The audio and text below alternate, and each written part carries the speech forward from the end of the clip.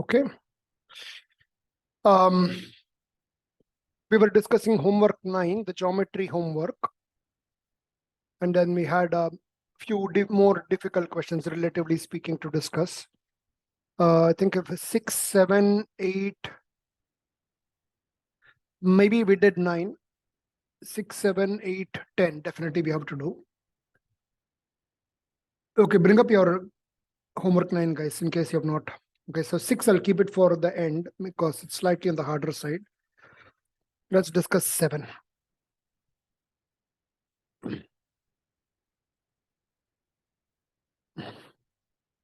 Am I sharing my screen? Oh, sorry. I was just going to. Let me just do that.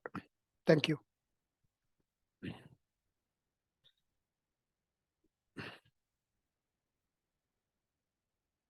Recording is on, right? Yeah. Okay. Should be able to see this, right? Okay. Kunsh, what did you get on this one? Question 7. So I got B. Root 5 minus 1 by 2. Okay. Ananya, did you get the same thing? So I didn't do this. You didn't do this. What about you, Sharma? Yeah, I got that. Got the same answer. Okay. So it should be fairly straightforward. Okay, let's say this is the center. So what do we know? The side lengths are 2. Therefore, this is 1. This is 1. So if I complete right angle triangle here, let's say this one, and then I can take it till the. So whenever you have circles touching each other, the very first thing you should do is connect the centers. Okay, because that becomes a straight line which is parallel to the, which is perpendicular to the tangent. So this, right? It's normal to, normal means you understand normal, right? If I have this, if I have a curvature like this, so this is normal. Maybe this is normal. If it's perpendicular to the tangent, any line that's perpendicular to the tangent is called normal. So if you connect the centers, it becomes a normal to both the circles. And that helps us build some Pythagoras, build some right angle triangles. So in this case, we have this length is half because it is half of 1. The entire length is 2. I'll erase the unwanted stuff. And then since this entire thing is 2, okay, so this length is 1. So by Pythagoras theorem, let's say this is O and let's say this is P or something. So OP is 1, OP square is 1 square minus 1/2 square. Sorry, plus. So which is root of 5 by 4. So root 5 by 2. So that's OP.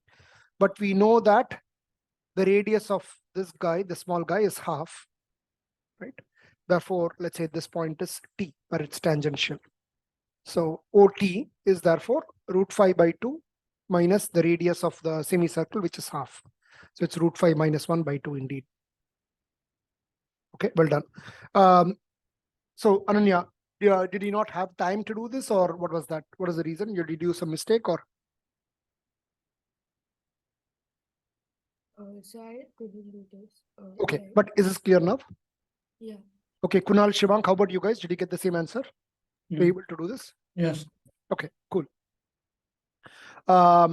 Let's discuss the next one.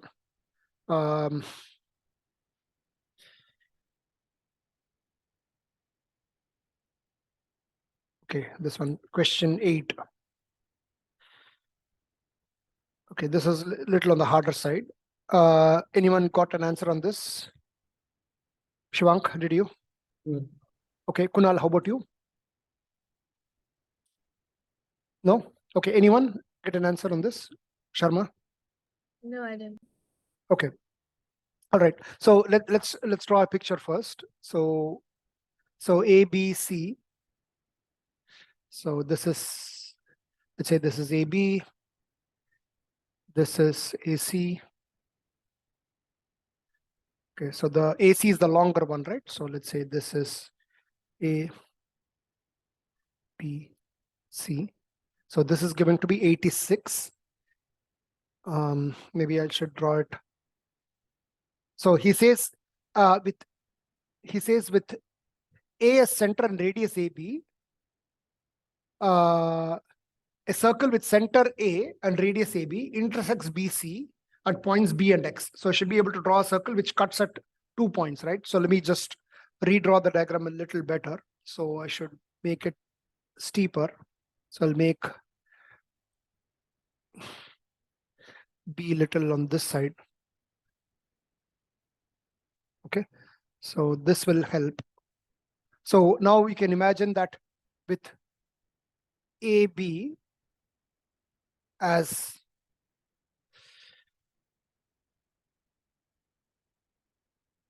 radius, I can draw a circle, right? So this is B, this is B, and then it intersects the circle again at a point X.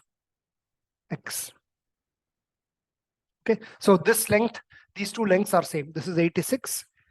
This is also 86, and this is 86.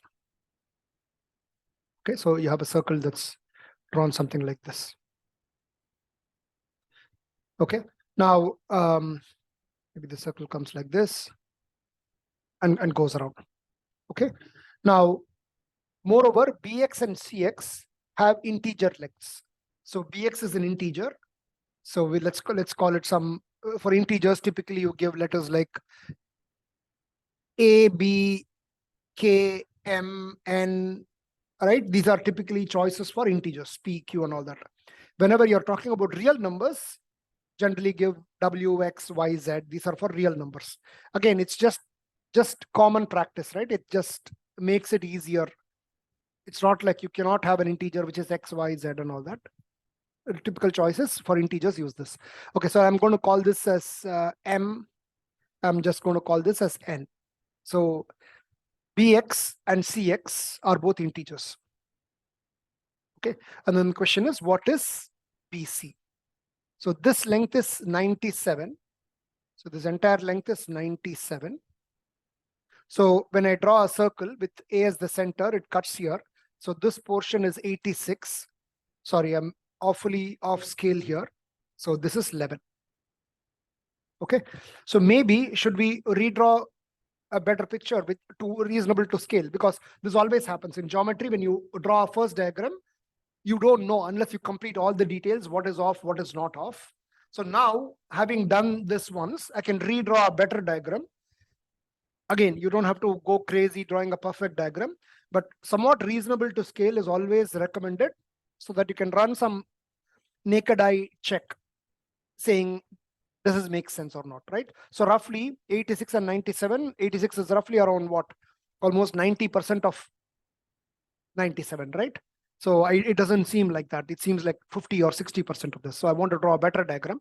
So let me do that now. Okay, so it's worth it, definitely. So I'm going to still keep AB a little steep, so that it'll, steep meaning this angle is steep.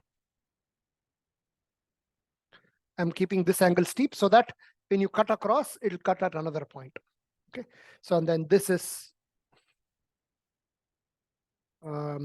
AC, which is 96, 97, slightly more. Okay, so not too much more. So this is AC, and then this is my BC. And now this guy cuts here, right? So you can imagine this cuts here with A as the center. And then that cut also goes all the way till the bottom, right? Let's say the bottom, it cuts till here, right? That same circle. Okay, maybe till here, doesn't matter. Okay, so in other words, the circle that you're drawing is going to come something like this. It's still not perfect, but that's fine. That's good enough. At least much better than before. So let's label all of them again. So this is A, this is B, this is X, this is C. And then does he have a name for this one? Okay, I'll just call it D, nothing else, right? And I'm going to call this length as M, which is an integer, and this length as N, which is an integer. And then what all lengths we know? We know this is 86, we know this is 86, we know this is 86, and we know this is 11, the balance. Okay, so whenever we have circles and you have straight lines, one important theorem that comes in handy is the power rule of a point. So I'll just recap again. Is that if I have a circle like this, and if I have two chords which are intersecting, let's use a different color, right? So we have two chords intersecting. I'll just make them different looking, right? So I shall just make, how shall I make it? I don't want it to seem they are same. Okay, fine. Okay, so you can see that in the red one, or rather in the pink one portion is very small, other portion is very big. In the red portion, relatively, the small portion is slightly bigger and the bigger portion is slightly smaller. So in a way, things compensate. And how do they compensate? The rule goes, okay, in fact, let me just complete it. So if I have this triangle and this triangle, these two triangles are similar. These two triangles are similar. Why are these two triangles similar? Let's label this. So let's say this is the meeting point, which is P. Let's say this is the first chord, which is AB, and this is the second chord, which is CD. Okay. Now, clearly, this angle is equal to this angle, vertically opposite angles. And then I'm saying this angle here at A and this angle at D are both same. Why is that? Because both of them are subtended from B, the arc BC, the arc BC. So, you know, B and C, with B and C as the base, as the endpoints of the curve, you are touching the circle and coming, and you're taking two routes, CAB and CDB. So that's a basic rule that you guys know, right? So I'll just do another side one here. So if I have a basic circle here, if I take any arc, doesn't matter where. So let's say this. So if I have from this is one end of the arc and this is another end of the arc. So no matter where I touch the circle and come, if I go here and come here, or if I go somewhere here and come here, or if I go somewhere here and come here, all of these angles will be equal. So this angle at the top, this angle at the top, this angle at the top, all of them will be same. It's a very important circle property that we have studied. In fact, okay, let's call them theta, theta, and theta. Not only will they be same, but each of them will be half of the angle at the center. We have the center here. If I connect it to the center here, this angle will be 2 theta. So this angle will be 2 theta. Do you guys remember this relation that we have studied? Ananya, do you remember this? You remember this, right? The angle at the center, and Sharma, do you know this one from before or something? Yeah. You know, right? So if this is 2 theta at the center, then the angle at the end points will all be same, theta, theta, theta. That's exactly what's happening here. B and C are 2 end points, and therefore angle A, or rather angle CAB and CDB are both same. Likewise, if I keep A and D as the end points, this angle and this angle will also be same. With AD as the chord, or the end points of the chord or arc, doesn't matter. I'm touching the circle at C and coming back, ACD. Similarly, ABD, both are same. So I have two triangles here which are similar. So 2 triangles here which are similar because by the AAA property, they are similar. So which means let's try to write out with the similarity order. So it has to be correspondence, right? So A, which has the pink, or not the pink, the blue, light blue, turquoise color. So that corresponds to D, okay? And C corresponds to which has the orange type of thing, corresponds to B, and then at P is the same opposite, vertically opposite angle, right? P. So ACP is similar to, so in summary, we say ACP is similar to ACP is similar to DBP in that order. Okay. So which means if I write, so this implies AP upon DP, right? Or rather, you can just say within the same thing, right? Yeah, fine. Yeah, AP upon DP, AP upon DP should be same as CP upon BP. Do you agree? So AP upon DP. So AP is here, DP is here. AP upon DP is same as CP upon BP. They are corresponding. Yeah.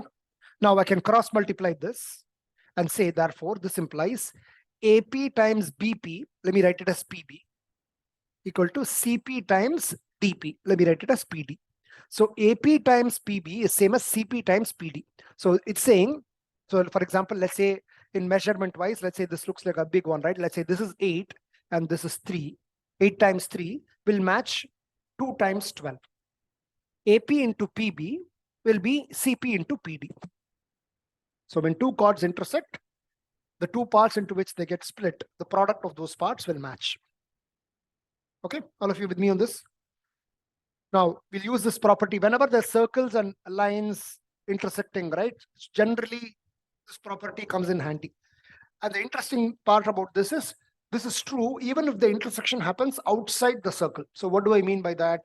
So let's draw another diagram. So again, I'll draw two chords, A, B, and CD, but I'll show the intersection happening outside this time. So let's say this is my AB.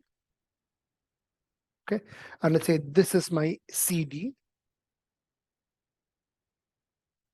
Okay, this is my CD, and clearly they're not intersecting inside. So let me just extend them. And let me extend this as well. So they're intersecting outside.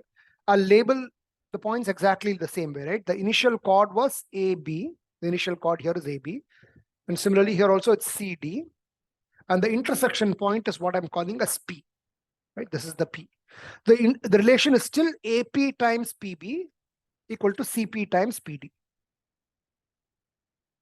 Okay, so it's always from one end of the chord or circle, go to the intersection point P, and then come back from there to the other point on the circle. So AP times PB is CP times PD. So in wherever they're externally intersecting, it's tempting to write AB times BP equal to CD times DP. If you do that, then you'll be wrong. So this is wrong, right? It's always AP times PB. So in other words, the same relation holds good no matter where the intersection is happening, outside or inside. And further, just imagine that C and D can be brought closer and closer to each other. Right now they are fairly close. A and B are fairly apart. At one point, C and D will collide, and you'll get a almost like a tangent from here. So you can just imagine that C and D have collided, and they have reached a point called T, let's say, right? So you bring C and D closer and closer to each other. At one point, it's just going to graze the circle, and that 2 points collide in that point called T, in which case the same relation holds good. This is equal to TP times PT. In other words, it's the tangent square, which is PT square. So the square of the tangent is the product of AP and PB. So you can imagine the tangent as an extreme case where the 2 points C and D collide to give only 1 point. Is this clear? Sharma, are you clear with me in this? How the extreme case works? Okay, all right. So with that background, let's approach this question right now. So let me just make some space here. I'll erase this. Okay, I'll erase this. Okay. So here, what do we know? So we know this is 86. So let's say if I'm able to draw this circle here. So this circle is going all the way here like this. Okay. And then all the way here, it's going to go like this, right?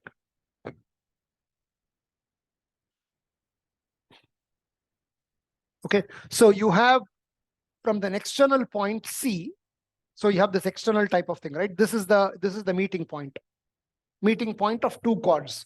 Which are the two chords? BX is one chord. So BX is one chord. So I'll mark the endpoints of the chord. BX is one chord. And the other chord, D is one point of the chord. The other point of the chord is out here.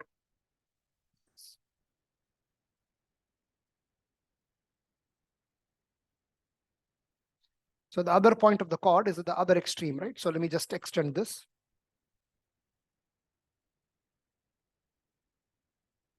Okay, so I'll just call this E or something.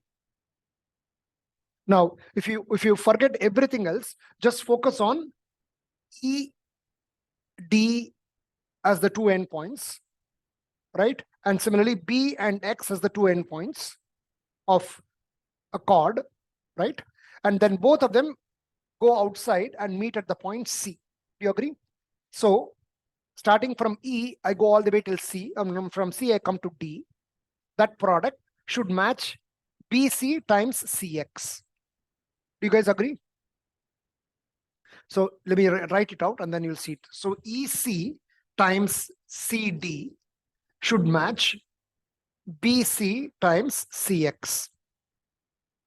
I'll pause here for a second till all of you have a look and agree on this. Kunal, do you agree? Does this make sense to you? Yeah, Shivank, you're with me as well? Pakara. Okay, now let's see what are the measurements of each of them are. The circle has a radius of 86 because that's how you started, right? With the center as A, you drew this. This is 86. So CD, right? CD is 11, but CD does not even, does CD come in the picture? Yeah, CD is here. So this is 11. So this is 11. And EC is how much? 86 plus 86 plus 11.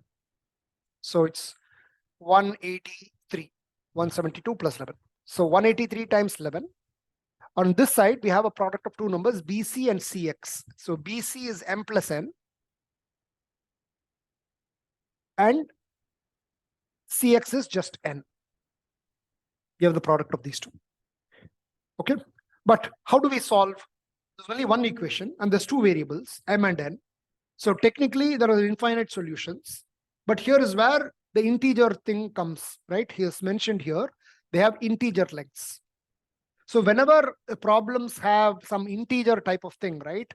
At this products and all that, typically you will factorize one side and see that there aren't too many combinations that are possible. There are only a handful of combinations, and we can probably eliminate a few there. So rather than have infinite combinations, right? So in this case, N is an integer, M is an integer, therefore M plus N is also an integer. We're looking at product of two integers, which gives the same product as 183 times 11. First, let's break down 183. 183 is what? 3 times 61. So 3 is prime, 61 is prime, 11 is also prime.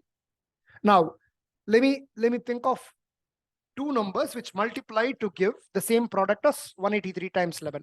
So I'll put a chart. So M plus N, in fact, I'll just have it here, right? M plus N is a bigger one and N is a smaller one. So I need to find two numbers whose product is this 3 times 61 times 11. Okay. So first of all, how many factors does this one have? This has 8 factors.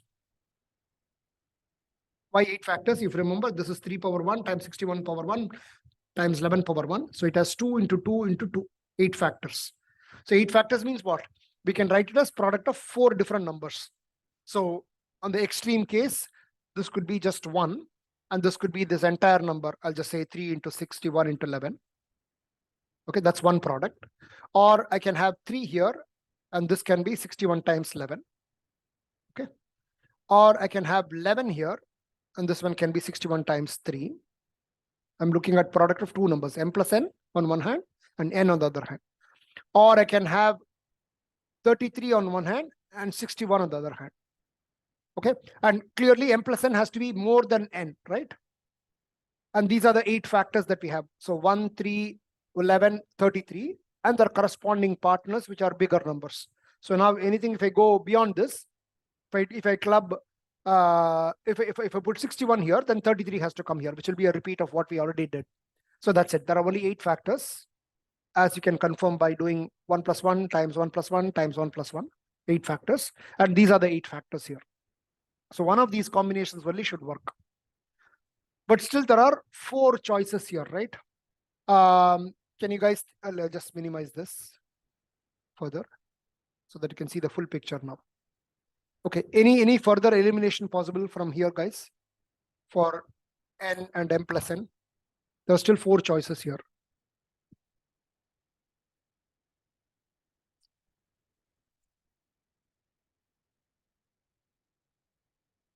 Kunsh, can you think of something?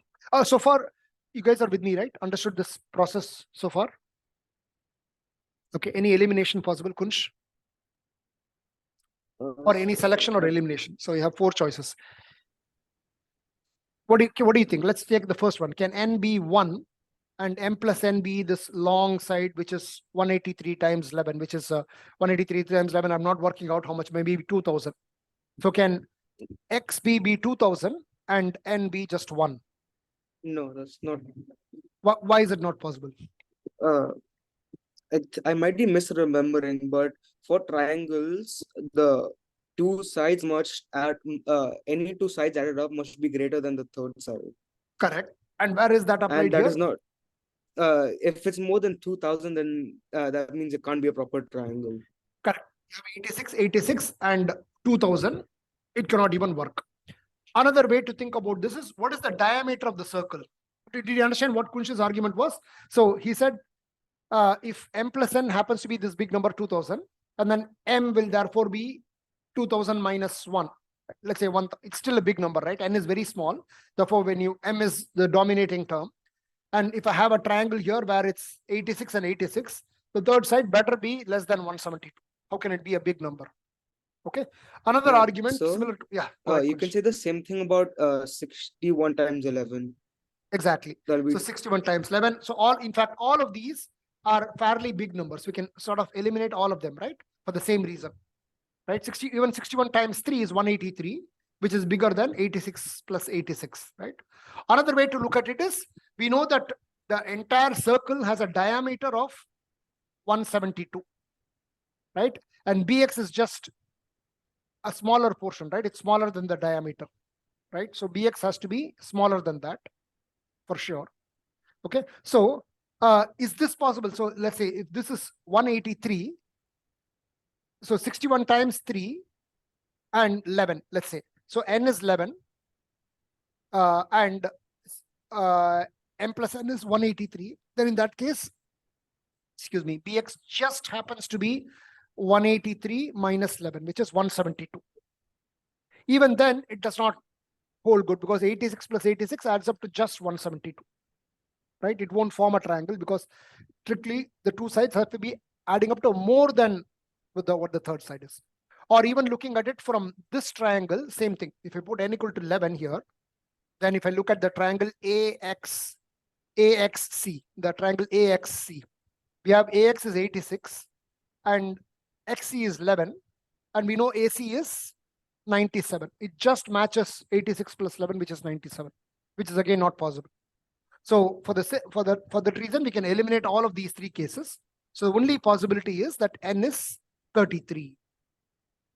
In which case, it seems fair, right? If n is 33, then 86 plus 33 is definitely more than 97. And then the remaining portion here is how much? What did we say? 61 is my m plus n. Therefore, my balance m would be 61 minus 33, which is 28. Can this be 28? Yeah, very much. So 86 and 28 is a reasonable triangle to have.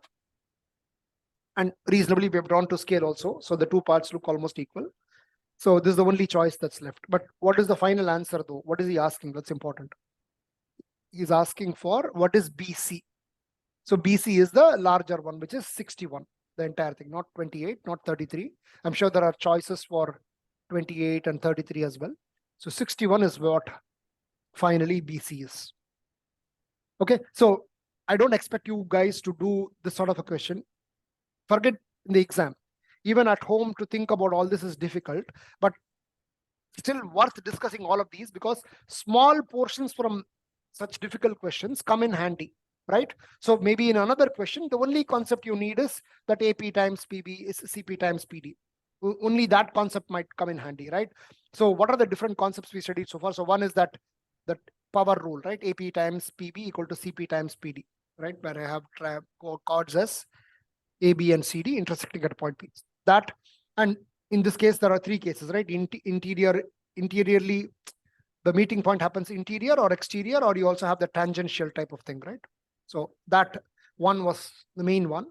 Also, then you saw that how to deal with when there are integers. Whenever the question has some integer length, you can rest assured that had that term integer not been there, then there would be infinite solutions. Because it's an integer, it's going to be a handful of solutions, and by factorization, typically when by factorization, you will reduce it to handful of possible solutions from which you can eliminate. That process still you have to go through, but at least it's 4 or 5, and there will be reasons to eliminate. As opposed to if it's just real numbers, there will be infinite solutions. We cannot do it.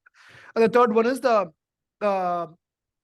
triangle inequality, right? Any two sides of a triangle, let's say small a and small b are the two sides, they must add up to should be bigger than the third side. That's what we used in the end to eliminate these 3 or 4 choices, right? And then we said the only choice possible is this guy, the last one. So multiple concepts buried in one question. And if you look at the question, this at the very beginning, it'll be very difficult to bring all of these concepts together. Okay, but again, as we do more and more of these questions, you'll start to think in this line, right? You'll watch for keywords. Integer means, like I said, right? Maybe it's infinite solutions if it's real, but only a few because it's integer. Circle, there is some circle, there's some lines intersecting. Very likely there's some power rule or something, right? Some multiplying thing. Okay. So as you get more exposure into these type of questions, you'll be able to handle them. But is this clear? With the explanation, at least it should be clear. Sharma, you're completely with me on this. Shivank, you're okay as well? Okay, Yeah. good. Cool. That was question 8. Let's do question. We discussed question 9, did we or did we not? Wire is cut into 2 pieces. Sharma, do you remember discussing this last week? I wasn't here last week. Okay, did you watch the recording? Some part, but Okay, I think you ended on question 5. But I'm question not- 5. We didn't discuss question 9 then. Okay. Ananya, did you get question 9? So I got root 6/2. Root 6 by 2. Okay. Anyone else's answer matches? Shivank, does your answer match with hers? Root 6. Yeah. Yeah, root 6/2. So even I had gotten root 6/2. Root 6 by 2, Apur. Okay. So seems like a fairly easy. Can we skip or should we still do it? Kunal, did you get this? Yeah. Same answer? Okay, good. Yes. Okay, so we can skip this one, right? Yeah. The next one, which is question 10.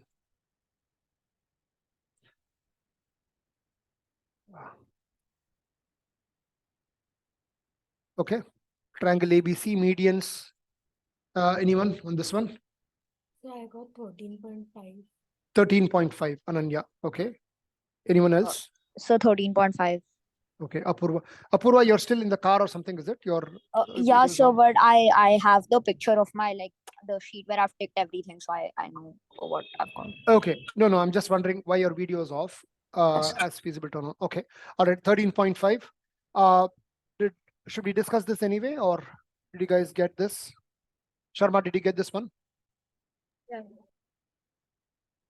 Okay. Kunal, what about you? I got a wrong answer, so can you discuss it? I got 14.5. Okay. All right. So given 3 people got 13.5, very likely it's right, but don't assume they are right and you are wrong. Could be Yeah. that you are right. So let's discuss it anyway. I faintly remember 13.5 as being the right answer. So let's discuss. So this is A, B, C, right? In fact, let's draw something like this. Okay, so this is A, B, C. And then you have medians, AD and CE. So I'll show the medians. Median is from this point to the center. And then we have the other median, which is CE, right? Okay. So now, so this median is, so let's label this Control 6. Again, in geometry questions, you might need a couple of attempts to get a reasonable diagram. So in this case, P, this is the intersection point P. Intersection point of all the medians is called the centroid, right? Centroid.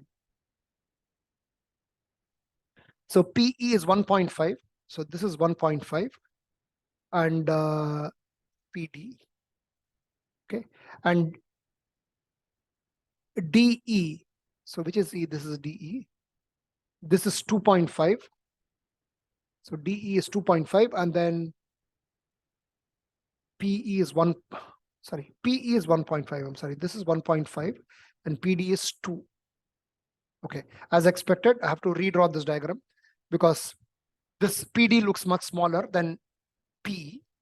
Fine. So we should not get frustrated in geometry. If you get lucky in the first diagram, if you get it right in the first diagram, we should consider ourselves lucky. Almost invariably, we'll need to draw a second time. So now I know I need to tilt A more towards this side for it to make a more reasonable diagram. So let's do that. So it's definitely worth it. So this is, I'll just make it like this. And this way, your PE will come out smaller. So let's draw the diagonals, the medians again. So this is the first median. And the second median is this guy from here to here. Okay, so now at least relatively it looks okay. So I'll just label this again. So this is my A, this is my B, this is my C, this is my P, and this is 1.5 PE. And then PD is 2, and then DE is 2.5. So DE is 2.5. Okay, so what's the first thing that comes to mind when you have a centroid and the median? What property can we use? Shivank, when you have centroid, what property can we use? Recap for me something that you know about medians and centroid, whatever you can say. So I didn't get this question, so Okay, Kunsh, do you remember when you have medians meeting at a point, the center of gravity or centroid, what property comes to mind? Yeah, so if they're meeting in the center, that means that No, not center, it's called centroid. Okay, yeah. What happened? We lost Kunsh. Okay, Sharma, what property? I'm not sure what it's. No, that's fine. Whatever comes to mind, whenever you have medians, what's one or two important things you have to think about? So the angle of the. I'm not sure. Okay, Ananya, how about you? So that BD is equal to DC. Yeah, that's because it's a median. So definition of median itself is from one vertex, you have to draw to the midpoint of the opposite side. So- that Yes, BD Apurva? Yeah, So- so they divide the centroid divides the median into a ratio of 2:1. Excellent. Exactly. That's exactly what I was looking for. Ananya, I heard you complete the sentence as Apurva starting to talk. That's extremely important. So whenever I have a median, the most important thing is AP is to PD will be same as CP is to PE. And similarly, if I have the third median, which I'm not drawing here, it'll get confusing. Let's say that's BP is to something else, like PF or something, right? All of them will be 2:1. The centroid will split the median and the ratio 2:1. And therefore, we have the measurements automatically. If this portion is 2, then this portion AP should be twice of that. And similarly, if PE is 1.5, CP should be double of that, which is 3. Okay. And further, what do you recognize by the numbers 1.5, 2, and 2.5? That's a Pythagorean triplet, right? It's hidden. If you double everything, it becomes 3, 4, 5. So it's a Pythagorean triplet. So this is 90 degrees. Yeah. Sorry, someone was saying something. Okay. So this is 90 degrees. And now we want to find the area of AEDC. This is okay. In this case, it's a trapezium, right? It's a trapezium. Why do I know it's a trapezium? Because this guy is parallel to this guy, although I haven't drawn it that accurately. Why do I know it's parallel? Kunal, can you tell me why DE is parallel to CA? Because, okay. Vertically opposite angles. Which are vertically opposite angles? EPD and APC. Okay, that will be vertically opposite angles anyway. What does that have to make ED to be parallel to AC? Because Yeah. Anyone? Although we So might not. yeah, Go ahead, approve. so because they are medians, you can use midpoint theorem. So midpoint. Excellent. Excellent. Okay. So just to recall what the midpoint theorem is for everyone. So in any triangle, right? So if I have any triangle, if I connect the two midpoints here, okay, this line, this is not the median, it's just connecting the two midpoints. So this line will be parallel to the base and it'll be half of the base length, right? So this will be parallel to the base and half of the base length, right? In fact, any proportion if you cut, it should work. Instead of instead of half, instead of 1:1, suppose you cut it somewhere here. Let's say this is 2:3 or something, right? Say this is 2 parts and this is 3 parts. Let's say 2A and 3A. And similarly, this part will be 2B and this part will be 3B. Then this part will be 2C and this part will be 5C. Why 5C? Because the ratio is 2:5. So 2:5 is the scale factor, right? Between the small triangle here at the top and the big triangle, the scale factor is 2:5. So the same ratio 2:5 will continue on the third side, which is parallel to the base, right? In this case, it's 1:1. The side is getting split as 1:1. So therefore the scale factor is 1:2.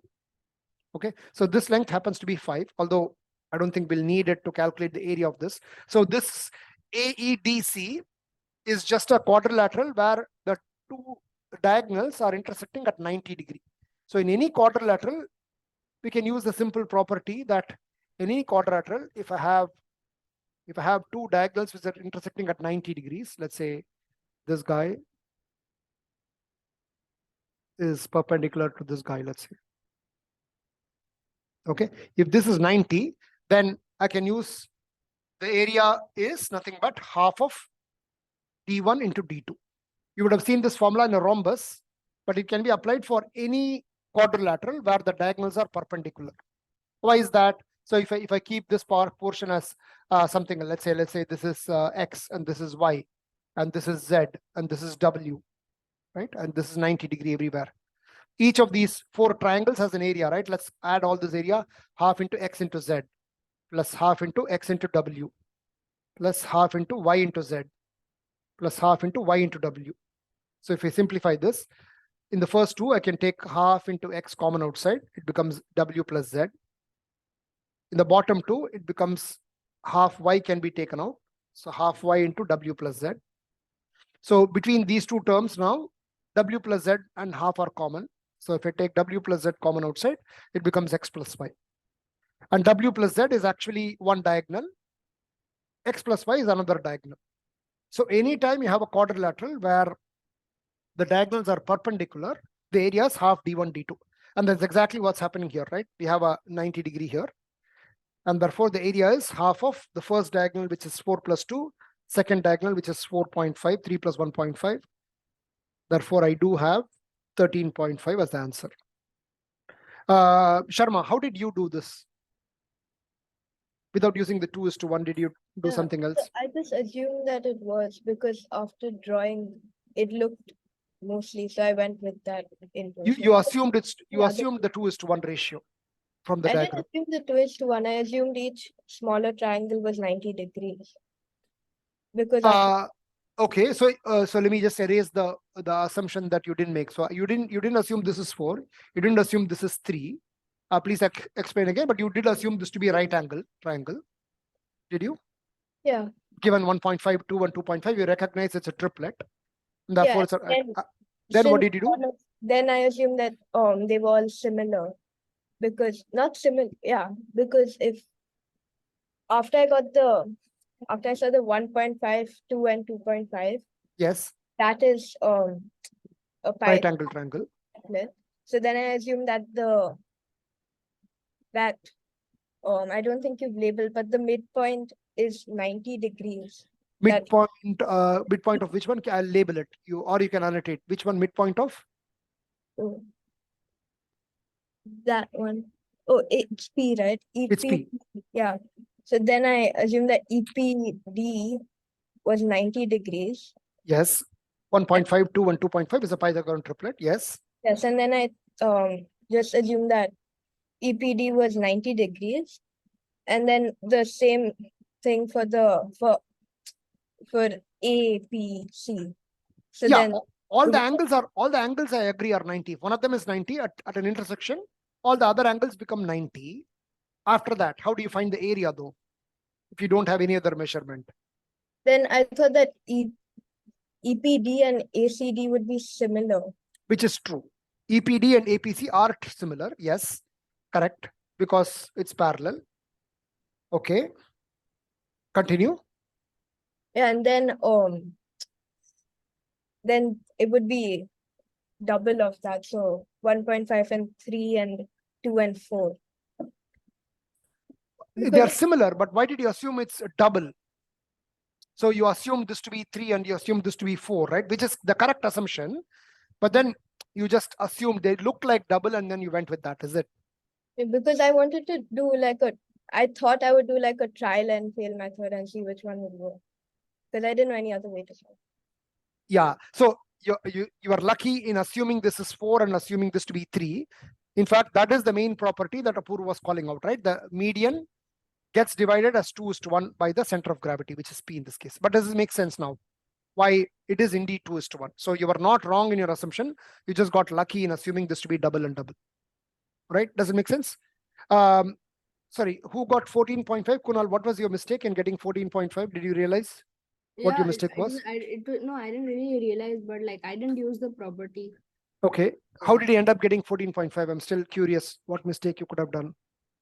I don't know. I mean, I did something, but like I used that same. I know that I used what we had 1.52, and then I saw something with similar triangles. I don't remember what I exactly did. Okay. I saw some similar triangles there. Okay. All right. And I tried to double it or something. I don't. Okay. Okay. So, in fact, I'm glad you made this point. Doubling. It's not doubling. It's 4 times. So if you look at the triangle EPB, so EPD, and the triangle CPA or something, right? CPA. The lengths are double, which means the areas would be the ratio. So lengthwise, it's 1:2, right? You can see EP is 1.5, CP is double.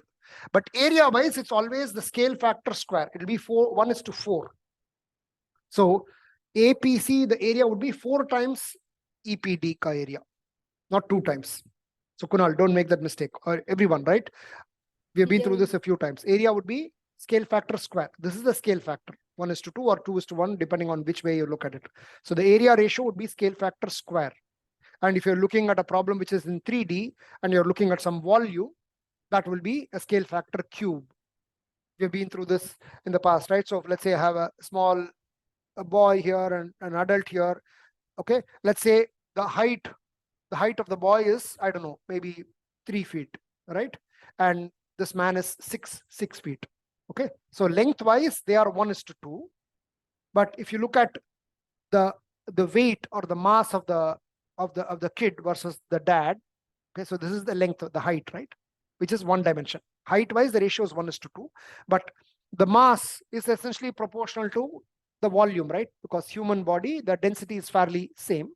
So if you look at the mass, which is effectively comparable to the volume, it'll be 1:8.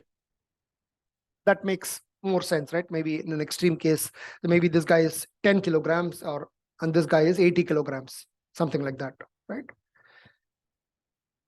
Yeah, so always scale factor square, scale factor cube for area and volume respectively.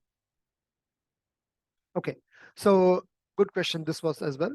So then one other question that was left, which is the yes, go ahead, please. So I had a doubt in this. So why did you take that?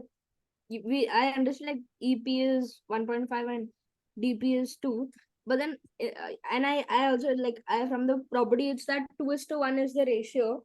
Correct. So why do you take it that EP and DP are the one parts and not the 2 parts? That's how a triangle with a median is, right? So I don't get to choose. So if I have, forget this triangle. If I draw a fresh triangle like this, and you draw the median, you'll see it for yourself. Let's do that. So let me draw the three medians from here to here, from here to here, right? The three medians will definitely intersect, and from here to here.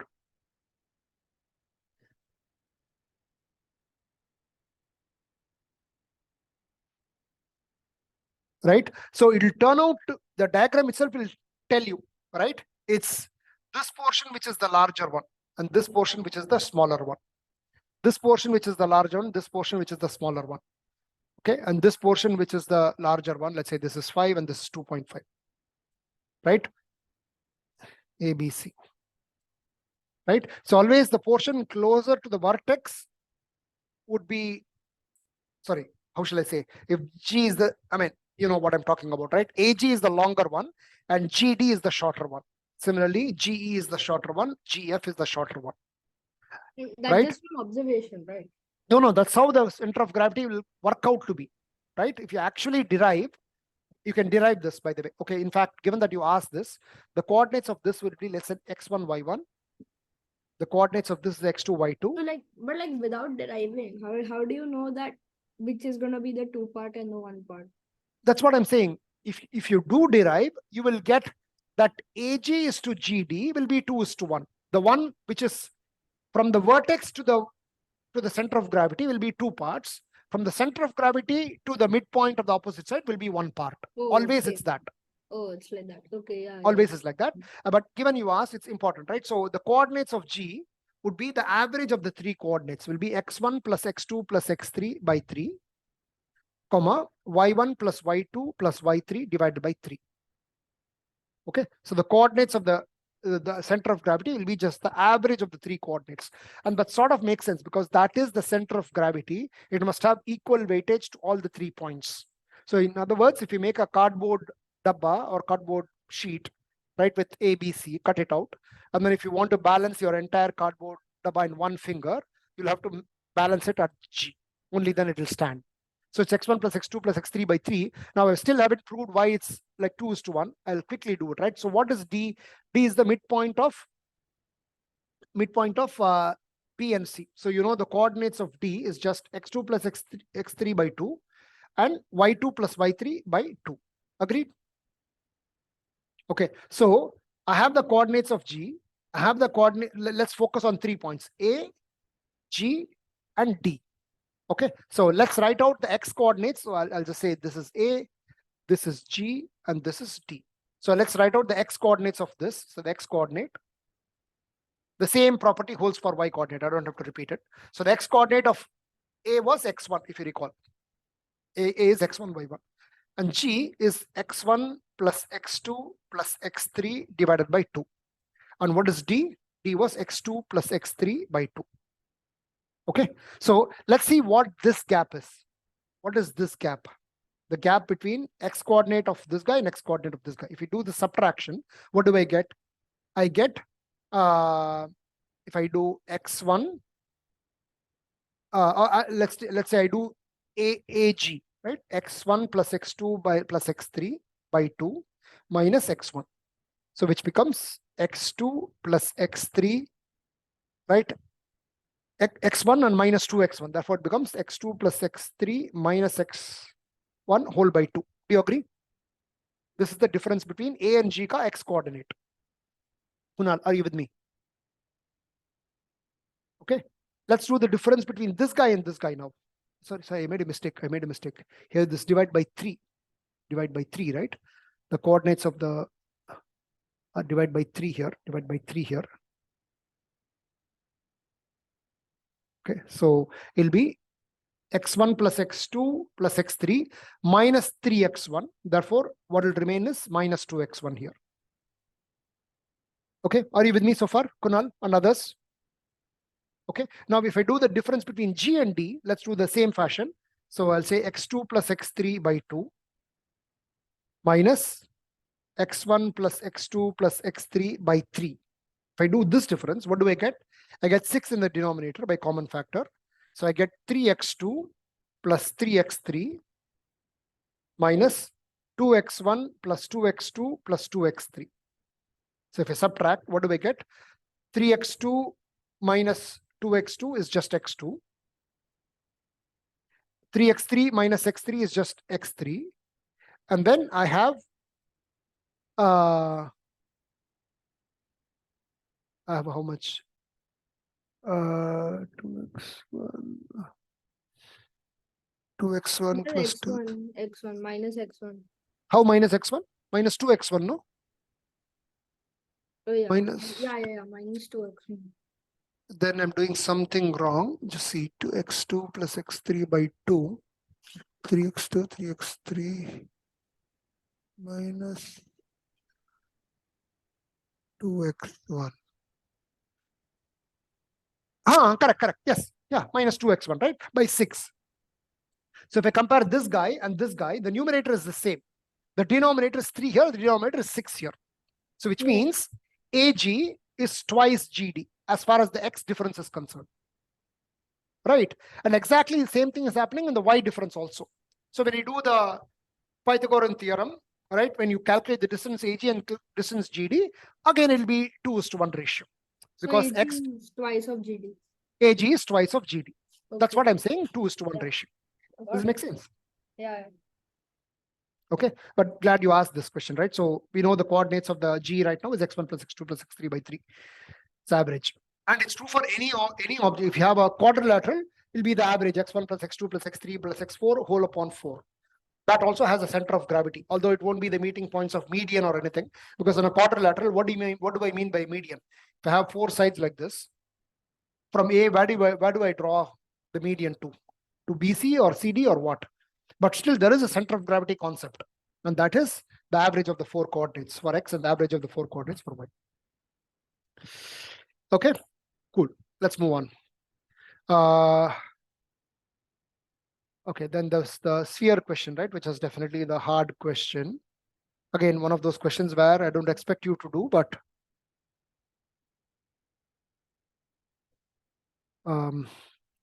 did anyone get this? Or anyone get this halfway? Shivank, any progress on this one? Apurv, were you able to approach it a little bit? Kunsh? So I was So like unable to draw the figure for this. You are or you are not? I wasn't able to. You weren't able to. Okay, all right. yes, same for me. So I was getting confused on how to draw it. Okay, all right. Let's yeah. Understood until it was asking for the 8th sphere, which I didn't. Say that again, Yeah, Sharma, once same. more. Yeah, so I Yeah. got the until it mentioned the 8th sphere, which I Okay. didn't understand. So you're not able The to same visualize issue. where the 8th sphere. Is that what you're saying, Sharma? Okay, all right. So basically he's saying, let's discuss this, right? So 6 spheres of radius 1 are positioned so that their centers are vertices of a regular hexagon. So first let's draw a regular hexagon, right? So this 6 spheres, let's draw first the 6 spheres. Okay, so I'll draw a hexagon. Hexagon we should be able to do. Don't have to be perfect, but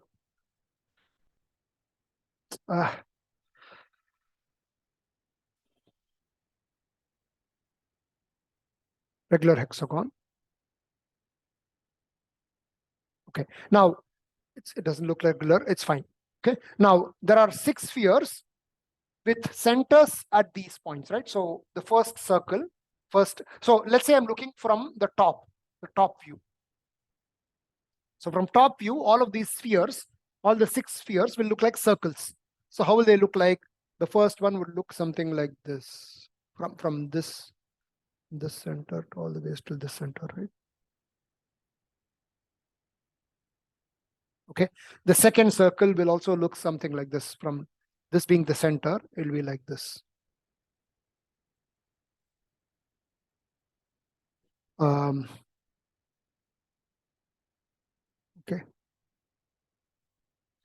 Okay, and I'm not going to draw all 6 of them, but I'll just draw one more, and then you can see the pattern, right? So other one will come something like this. Okay, fine. Okay, fine. Having come this far, I might as well complete. Anyway, it looks lousy. Doesn't matter. It's not going to get worse. Okay, so something like this. Okay, and then something like this.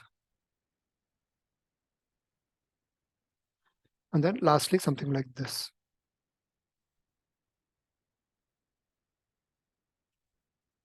Okay, so from the top, this is how these 6 spheres are placed, where the centers are vertices of a regular hexagon.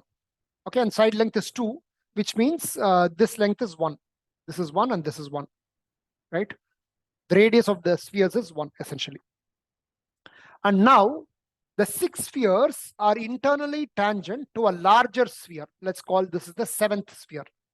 The 7th sphere, which is a large one, are internally tangent, whose center is at the center of the hexagon.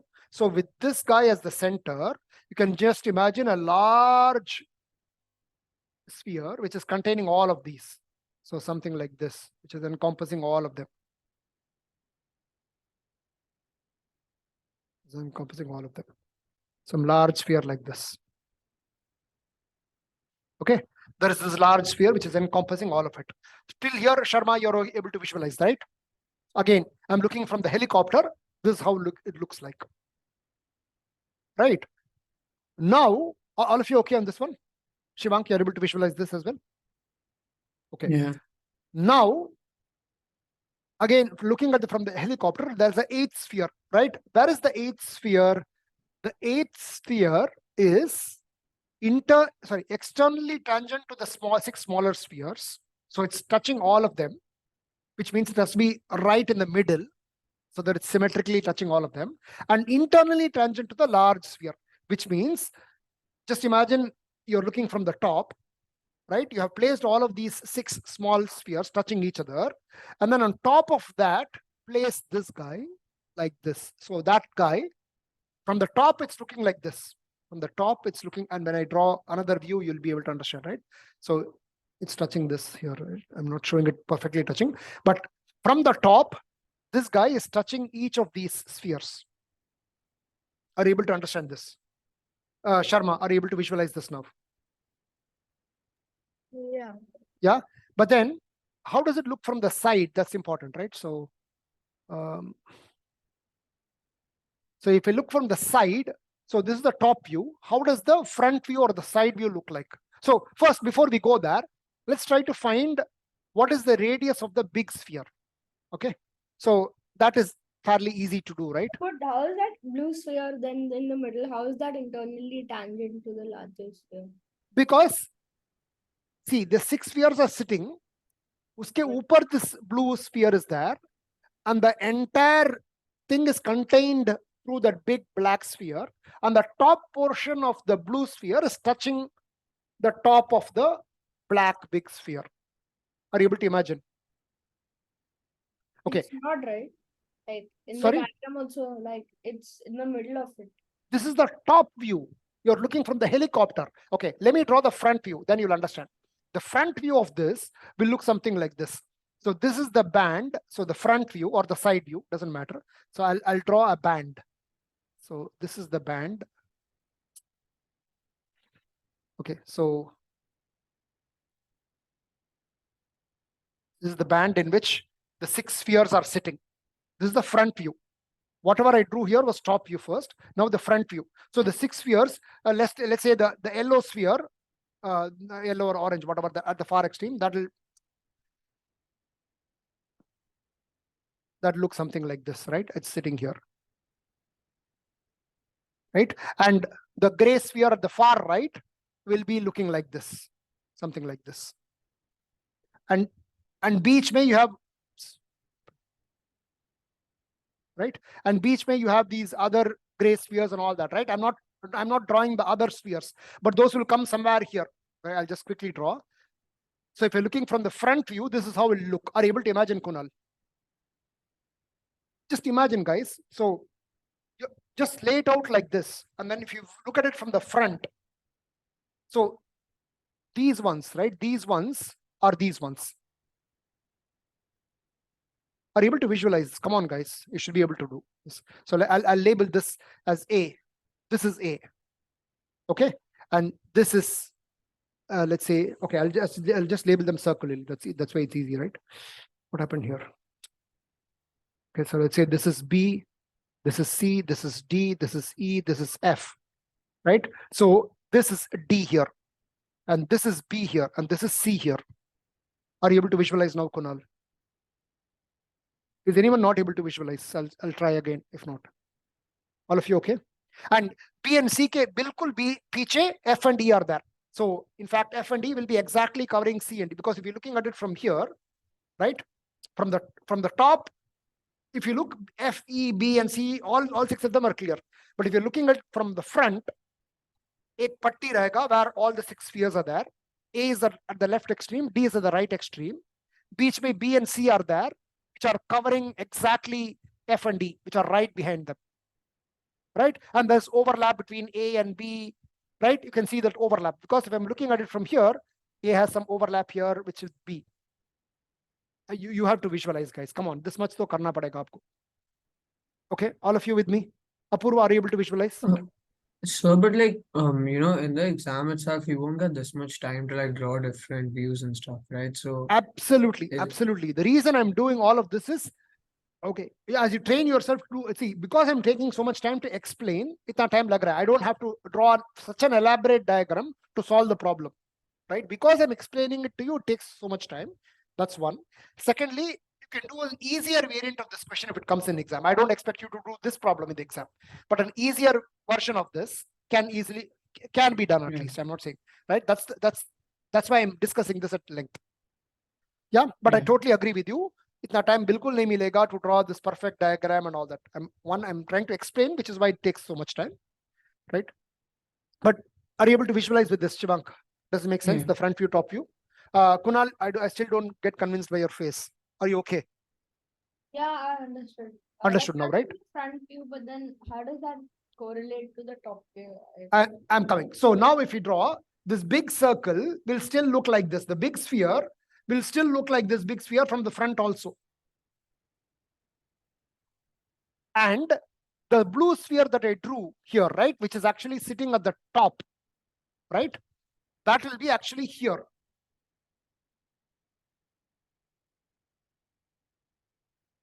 Are you able to imagine now? So from the front, when you look, the blue sphere has come here.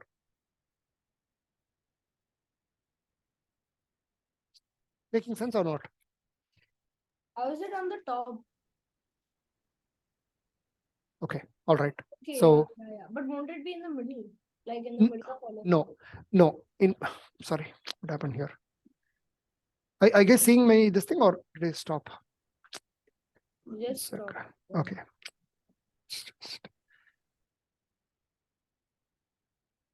Okay, I should have drawn the front view below this. That would have made more sense, right?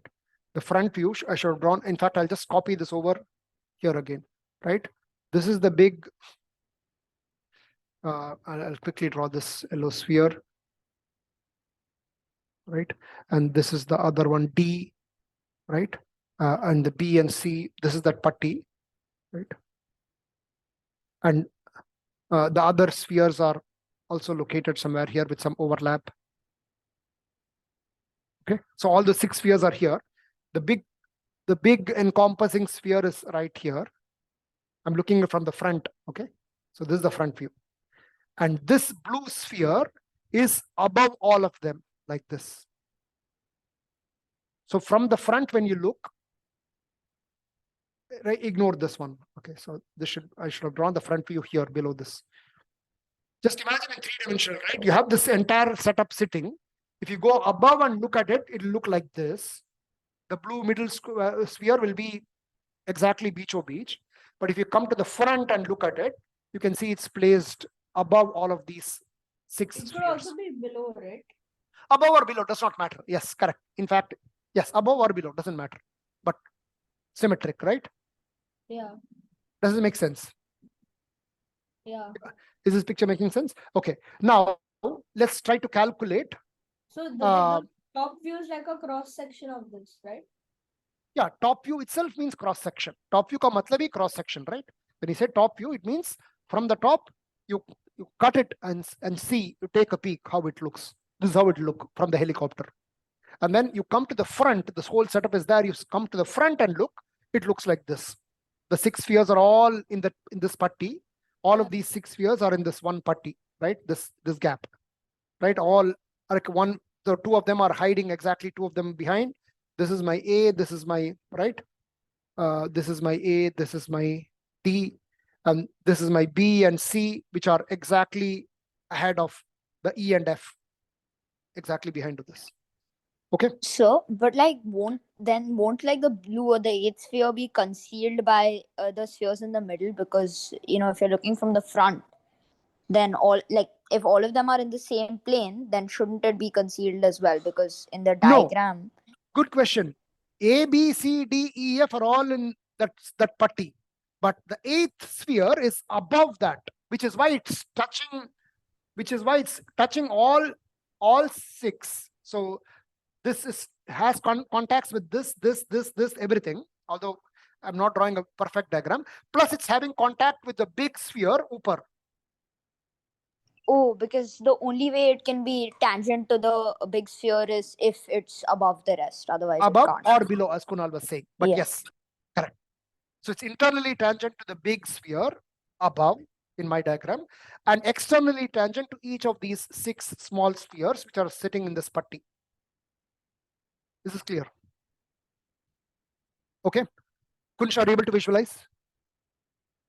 Yes, sir. Okay. All right. Now, how do we solve this? Right. Again, back to what Shivank was asking. Why are we doing even this?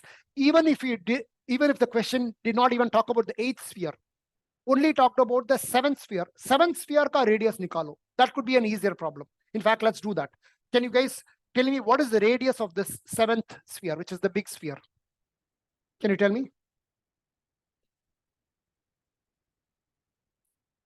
What is the radius of the 7th sphere, which is this?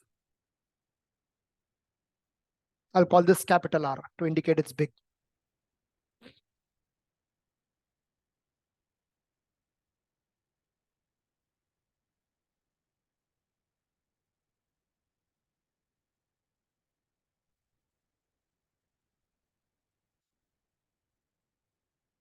Shivank.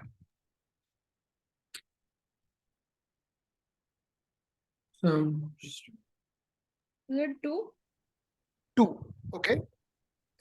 Anyone else agree or disagree with him? So I think 3. I think it'll be 3. 3. Yes, it is 3, right? Because if I just complete this hexagon, if I take it, divide into 6 triangles here, this is all of them are like is equilateral triangle, right? Therefore, this has to be 2.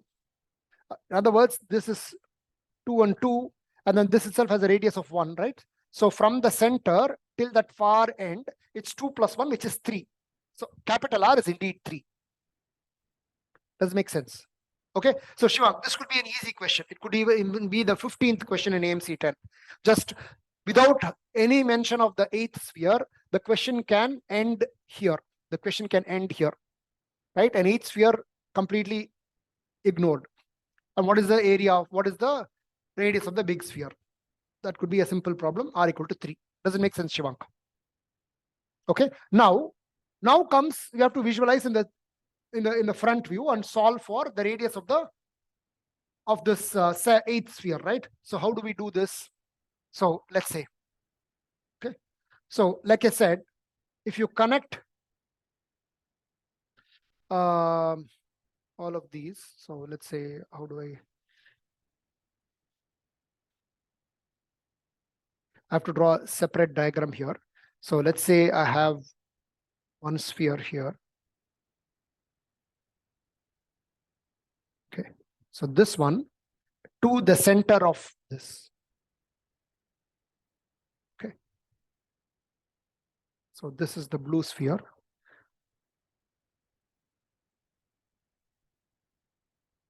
The blue sphere at the top.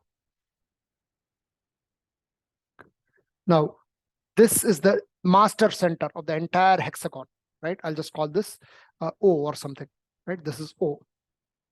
Okay, so from O till here is length 2, right? So this is my, forget B and forget C, like just focus on A and D. So A is the blue circle here on the right, and right. So this is this circle. Maybe I should have drawn this also in orange so it's clear. So this is the orange circle. So you have the orange circle, you have the turquoise circle at the top whose radius I'm trying to calculate. Okay, and then I have the all-encompassing black sphere, which looks like a circle from the top, right? From the front. Okay, now what is this length? This length is 3 minus r. 3 minus r. Why 3 minus r? Frustrating. This is the center. So the entire big circle radius is 3. And I'm subtracting, let's say this is my r here. This is the r I'm trying to solve for, small r. The question is find small r. So this is 3 minus r. Kunsh, are you with me? Why this is 3 minus r? Yeah. Okay. And if I complete this diagram with this, whenever two circles touch, I said, if you connect the two centers, that's one straight line, right? This has an area of r, not r, a radius of r. This has a radius of 1. Correct? So you have a Pythagorean triplet here. I'll let you guys visualize this for a second. So I have 3 minus r is one side, 2 is the other side, and 1 plus r is the hypotenuse, looking from the front view. Are you guys able to visualize this and agree with me on this? Yeah. So I just missed why 3 minus r is one side. So can you please Okay. repeat? Yeah, sure. From O to the very top, it's 3. Do you agree? As we found, capital R was 3. The big sphere car radius was 3. Yeah. Right? And now I'm subtracting R to get to the center of the blue sphere. Yep. Yeah. Right? So it's 3 minus R. So that's clear. From O to this, that is also 2. That's clear because this gap is 1. So the entire O to the far left is 3, and subtracting the one of the 6 spheres car radius, which is 3 minus 1, which is 2. And then the hypotenuse is just the sum of the two radius, which is 1 and r, 1 plus r. Okay. Once you have this, then it's just solving, right? So 9 minus 6r plus r square. No, but R is 1, right? What r is 1? R is not given to be 1. R is what we have to solve for. R is the radius of the turquoise sphere, the 8th sphere. Oh yeah, that's different from the other. Sorry, I got confused. That's what we are trying to solve for, right? Okay, so plus 4 equal to r square plus 2r plus 1. So r square gets cancelled. It's not even a quadratic. It's just a linear. Minus 6r goes to this side. 13 minus 1, which is 12. So r is 12 by 8, which is 3 by 2. Okay, very difficult question. Probably this was some 23rd or 24th question, something, right? But again, there are smaller lessons to learn, definitely, which can be applied in easier questions. And with this explanation, if you're understanding, that's good enough at this point. So gradually you start to visualize and do other problems of maybe slightly less difficult than this. Is this clear to everyone? Sharma, you're okay? We lose her? You're okay? Okay, cool. Apuru, you're okay?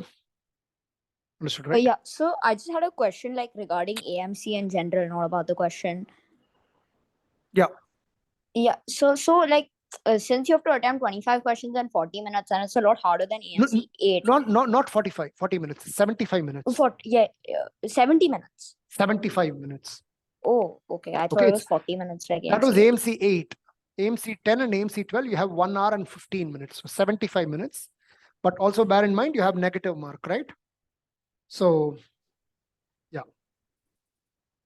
So 70 minutes. So you get 6 marks if you get it right. Okay. You get 1.5 marks if you leave it. And you get 0 marks if you get it wrong. Effectively, it's negative mark because if you shift everything by 1.5, it's like saying 0 if I don't attempt, minus 1.5 if I attempt and get it wrong, and 4.5 if I get it right. So it's the ratio is 3:0:-1. So it's like, this is easier to think this way. You get 3 points. It's like your soccer, right? You not even like soccer. Soccer, you lose, you get 0. You win, you get 3. I think when you draw, you get 1, right? Apurv, Shivank. 3, 1, and 0, right? Yes, sir. So somewhat like that. It's not exactly that. So if you get it right, it's 3 points effectively. If you don't attempt, you're safe 0. If you get it wrong, it's -1, right? So it's very harsh on getting it wrong. So 3:1 for right is to wrong. So unless you are able to narrow down to maybe 2 choices, don't take the risk of guessing, I would say. If you're able to do it fairly well, and maybe so one of 2 choices which you're not sure, then take a guess. It's worth it. But not if it's one of 3 choices. Don't guess in such a case. Okay, all right. So I think this is the last question. Let's end a little early today. I also have a little bit tired today. So let's finish a bit sooner. And then last year I'd given a test around midway through the program. So I'm going to repeat and I'm going to send that test as the homework for this time. So attempt it, and next class we'll discuss that. Right? It's fairly easy. I mean, it's not like anything of this level, but you guys should aim to get full in that. Let's see. Okay. Sounds good. Let's stop here for today. Good night. That's okay.